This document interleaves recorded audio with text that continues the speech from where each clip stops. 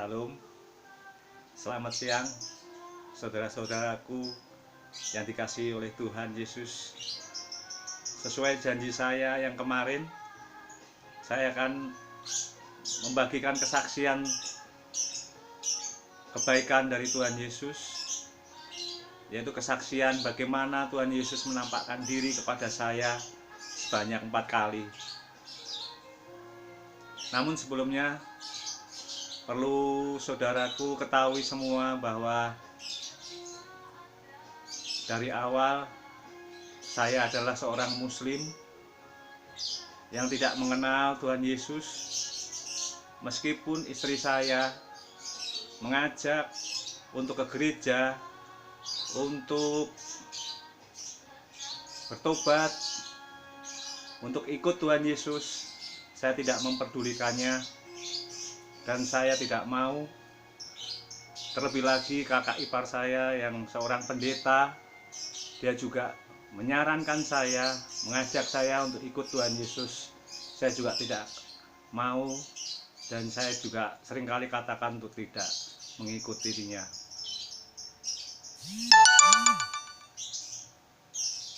Karena saya tahu apa yang sudah ada di dalam pikiran saya, tidak ada seorang Tuhan memiliki seorang anak. Karena dikatakan Tuhan Yesus adalah anak Allah. Dan saya tidak percaya itu. Dan menurut saya, dalam pikiran saya, itu adalah sesuatu yang tidak mungkin, something bullshit buat saya. Omong kosong.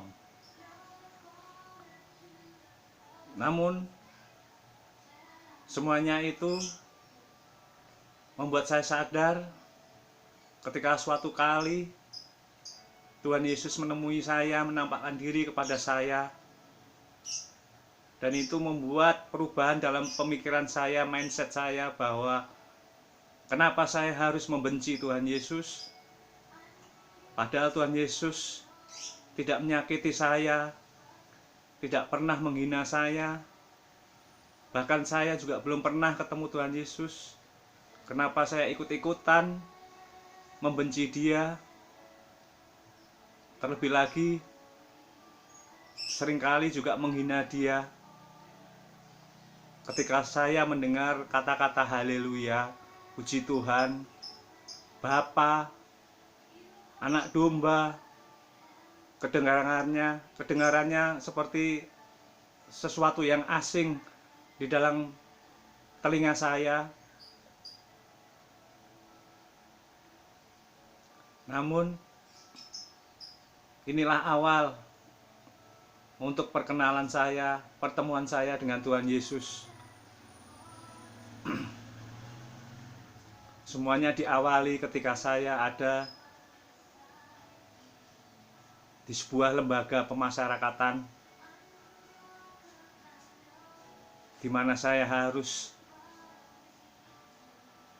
mengalami kesendirian,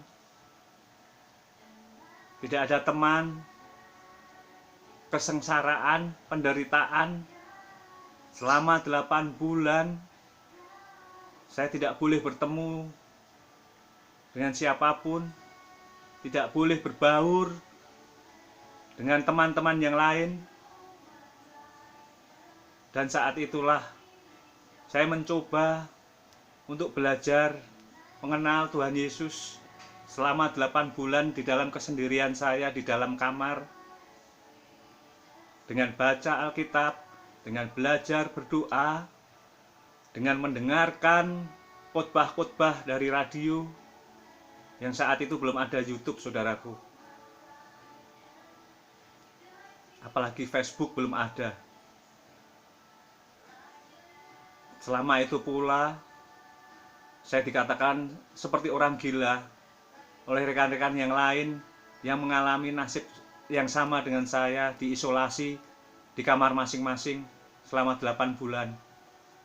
Karena mereka melihat bahwa setiap hari saya hanya memuji Tuhan Yesus, mendengarkan khotbah tentang kebenaran Tuhan Yesus, berdoa, Dan itu membuat rekan-rekan saya yang lain mengatakan bahwa saya sudah gila. Tapi itu benar, saudaraku, saya memang gila. Saya gila, tergila-gila, haus, lapar untuk mendengarkan firman Tuhan. Haus, lapar dalam pengenalan akan Tuhan Yesus. Selama 8 bulan itu di kamar, saya akan menceritakan pertama kali Tuhan Yesus menampakkan diri kepada saya,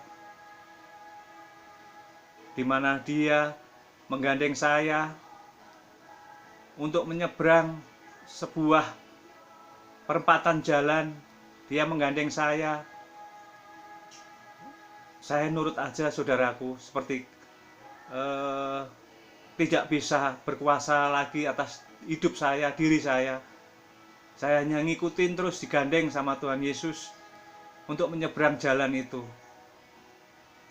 Dan saya melewati, ketika berjalan bersama Dia, ada serombongan anak-anak yang sedang latihan bernyanyi seperti paduan suara, dan di depannya ada seorang pemimpin paduan. Dan saya bertanya sama Tuhan Yesus, mereka sedang apa Tuhan? Saya bilang begitu. Dan Tuhan menjawab, engkau pun akan seperti mereka. Engkau akan bisa menaikkan puji-pujian, pujian-pujian untuk diriku. Dan itu sudah terbukti, saudaraku, sampai hari ini. Untuk menyanyikan lagu-lagu dunia pun saya canggung, saya nggak bisa. Namun untuk menaikkan puji-pujian rohani, puji-pujian tentang Tuhan Yesus, kebaikan Tuhan, sampai hari ini saya bisa menjalankannya tuh, saudaraku. Kemudian yang kedua, Tuhan Yesus membawa saya naik ke sebuah tangga. Tangga seperti kalau saudaraku bisa membayangkan tangga yang ada ketika helikopter terbang, dia menurunkan tangga. Nah, seperti itulah tangganya. Dan saya ditarik naik oleh Tuhan Yesus ke anak tangga itu. Tuhan Yesus di atas, saya di bawah. Saya diajak naik, saudaraku. Dan saya teringat mimpi Yakub, di mana Tuhan juga menampakkan dirinya kepada Yakub. Yakub melihat anak tangga yang tergantung di atas langit, di mana para malaikat turun naik dari langit ke bumi, dari bumi ke langit. Dan kejadiannya hampir sama dengan saya, saudaraku. Dan saya nggak tahu apa artinya. Namun Tuhan singkapkan bahwa saya akan terus diajak naik oleh Tuhan Yesus untuk lebih dekat ke surga.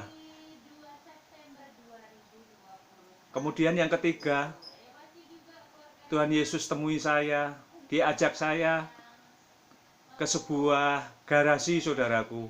Di situ ada 2 mobil. Yang satu mobil Honda Accord, yang satunya adalah mobil Mercedes.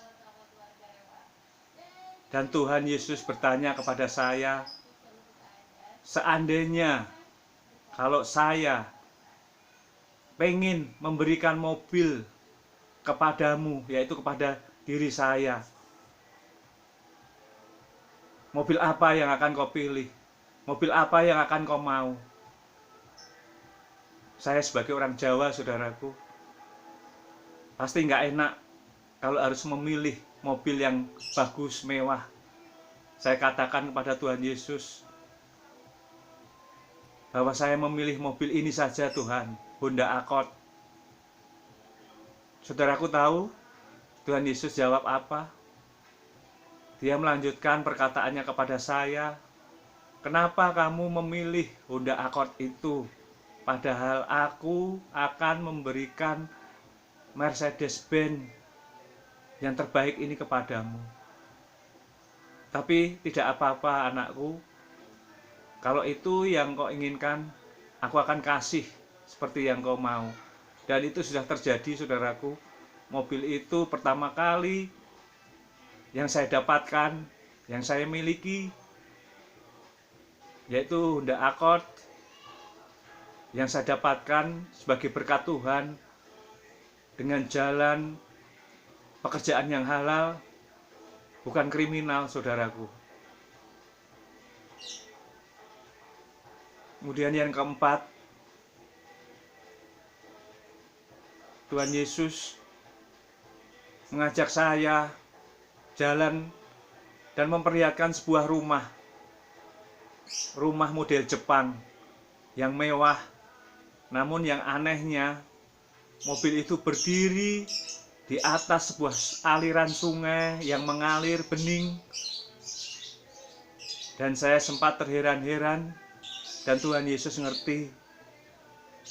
Dia katakan sambil menunjuk rumah itu, bahwa rumah itu pun akan aku berikan kepadamu, anakku, kalau engkau betul-betul mengikuti aku. Dan saya tahu gambaran rumah itu adalah gambaran surga, karena memang mengalir di atas aliran sungai. Saya tahu diri saya saat itu jahat, diri saya tidak layak untuk dekat dengan Tuhan. Bahkan saya seringkali menjauh dari Tuhan. Saya seringkali lari daripada Tuhan. Namun seperti yang saya katakan di video saya yang pertama, bahwa kalau Yakub pun seorang penipu, Tuhan berkenan menampakkan diri kepada Yakub. Kalau Musa seorang pembunuh, dia juga berkenan menemui Musa dan memakai Musa. Daud seorang pezina, pembunuh, namun Daud juga dikasihi oleh Tuhan.